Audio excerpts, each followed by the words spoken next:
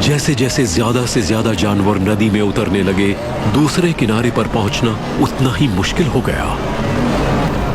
लाखों के झुंडों में से कई हजार दूसरे किनारे की मीठी घास तक नहीं पहुंच पाएंगे।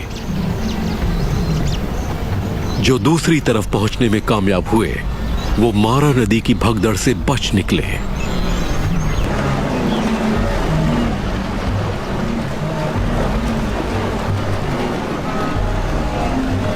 अपनी सूंघने की शक्ति की वजह से हाइना को नदी के किनारे हुई मौतों का पता चल गया है।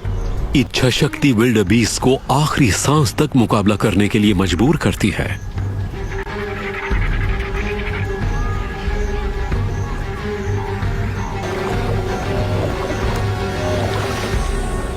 पर सभी जानवर मरे हुए नहीं हैं।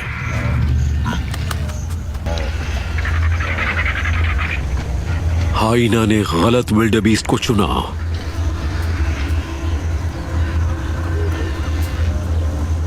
हाइना को अब किनारे पर नए शिकार की तलाश करनी होगी।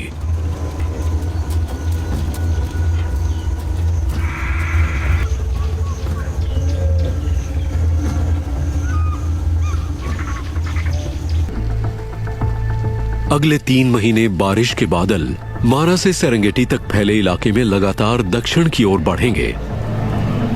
वो अपने साथ एक नई हरियाली लेकर आए हैं। आसमान के इशारे को समझकर विल्डेबीस्ट भी दक्षिण की ओर वापस जाने लगते हैं। माइग्रेशन एक प्राचीन रस्म है। वो बेहतर चरागाहों की तलाश में बारिश का पीछा करते हैं, लेकिन सेरेंगेटी के अपने गर्मियों के घास वाले मैदानों तक पहुंचने के लिए उन्हें एक बार फिर नदी पार करनी होगी।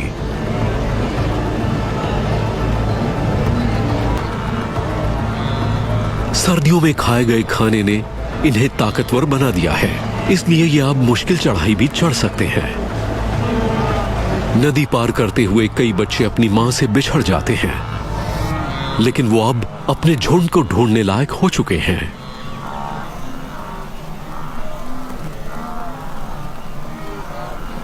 गिद्ध एक बार बचा हुआ मांस खाकर नदी को साफ कर देते हैं।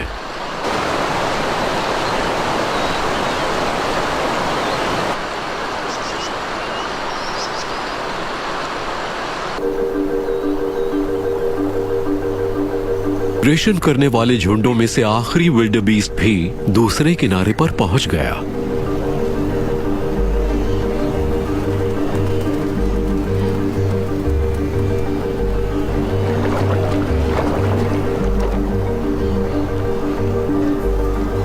माएं अपने बच्चों से दोबारा मिल गईं।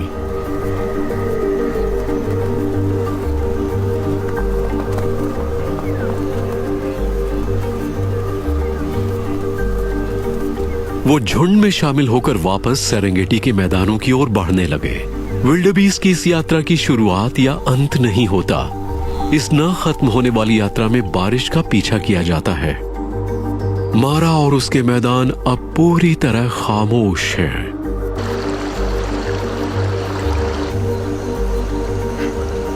प्रवासी पक्षी भोजन करने के लिए मारा के पानी में वापस आ गए हैं। बड़ी दावत के बाद मगरमच्छ अपने पसंदीदा खाने पर वापस आ जाते हैं, क्योंकि बाबल्स अब मोटी हो चुकी है।